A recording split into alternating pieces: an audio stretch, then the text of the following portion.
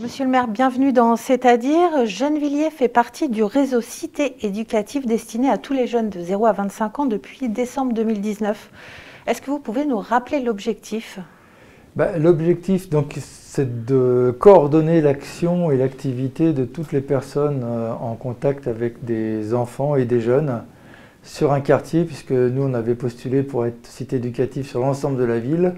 Et en fait, l'État n'attribue cela qu'à des quartiers, et donc c'est le quartier du Luth plus le quartier du Fossé qui est labellisé cité éducative. Alors le Covid nous a empêché de développer toutes les activités, mais ça a repris. Alors 0,25 ans, ça fait quand même un large éventail.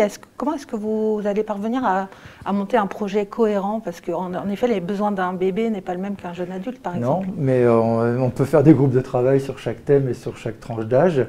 Et d'ailleurs, c'est ce qui était intéressant. Moi, j'ai participé à 2 assemblées générales ces 2 dernières années où on a des acteurs de toute la ville, éducation nationale, ville, parents, associations qui se réunissent et qui travaillent déjà à se connaître, à voir quels sont les attendus des uns et des autres et comment travailler en convergence ensemble pour le mieux-être. On avait une petite faiblesse sur les plus âgés, justement, et c'est ce qu'on essaie de corriger cette année, notamment sur la liaison avec le monde de l'entreprise. Peut-être d'ailleurs que la labellisation Cité de l'emploi va nous aider, puisqu'il paraît que les cités de l'emploi sont sur le modèle des cités éducatives, et donc on va essayer de mieux coordonner tout ça. On reviendra sur la cité de l'emploi, mais là au niveau de là ça a été arrêté un peu pendant le Covid, vous nous l'avez dit. Là ça se remet en place, quel genre d'actions sont mises en place? C'est des actions où les acteurs se rencontrent et décident de voir quelles sont les convergences éducatives qu'ils peuvent avoir et développer. Par exemple, il y a tout le travail du passage de la crèche à l'école maternelle, mais il peut y avoir la même chose de l'élémentaire au collège ou au lycée. Et on regarde aussi comment on peut travailler sur l'aide aux devoirs. Enfin, sur des tas de questions, il y a ces sujets-là qui sont mis en perspective. En plus de ce n'est pas des moyens supplémentaires, sauf des moyens de coordination en vrai sur la cité éducative. C'est surtout de travailler cette synergie. En plus de la cité éducative, Gennevilliers fait partie d'un mouvement d'ambition d'éducation. Pouvez-vous nous en dire plus? Oui, alors là c'est un peu plus politique puisqu'il s'agit d'acteurs à l'échelle de la France, à la fois syndicaux, des réseaux d'élus, notamment tous les élus qui travaillent sur les questions d'éducation, qui travaillent ensemble pour faire des propositions pour améliorer le système éducatif en France. Mais quelle est la différence entre les deux? Parce que les deux, il y en a un qui est institutionnel. La cité éducative est quelque chose d'institutionnel, avec c'est signé et c'est coprésidé d'ailleurs par une troïka, la ville de Gennevilliers, le préfet et l'éducation nationale.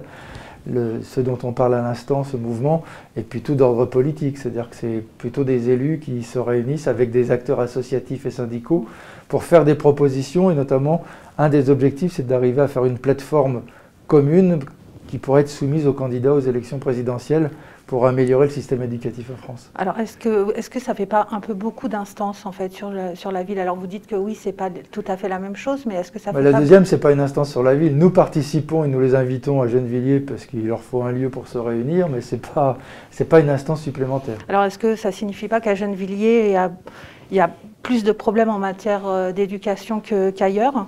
Non, ça signifie surtout qu'on s'y intéresse et que l'on va partout et où ça peut être utile pour les Gennevillois, et que quand il y a des nouveaux dispositifs, on postule aussi pour pouvoir améliorer le meilleur pour Gennevilliers. Je rappelle qu'on a été la première ville qui a signé cette cité éducative et que maintenant c'est d'autres villes qui le demandent. Donc c'est la preuve plutôt qu'on est aux abois pour essayer d'améliorer en permanence les choses et que les autres villes ensuite signent.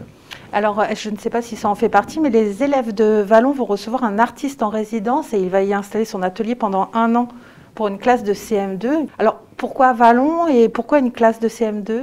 Alors, je ne sais pas sur Vallon et la classe de CM2. Ce que je peux vous dire, c'est qu'il n'y a pas que Vallon et ça ne fait pas partie des cités éducatives. Ça, c'est plutôt le fait que l'on ait signé une convention EAC. C'est signé avec l'éducation nationale, c'est de faire en sorte qu'il y ait beaucoup plus d'actions de culture avec l'éducation nationale. Ça fait partie de tous nos dispositifs que l'on met en place pour améliorer le système éducatif dans notre ville et donner les moyens supplémentaires, notamment là c'est aux enseignants. Et donc il peut y avoir des artistes en résidence, mais plein de dispositifs se mettent en place. Et donc ça va s'étendre à d'autres écoles ou d'autres classes? Oui, il y a d'autres écoles qui le font. Oui.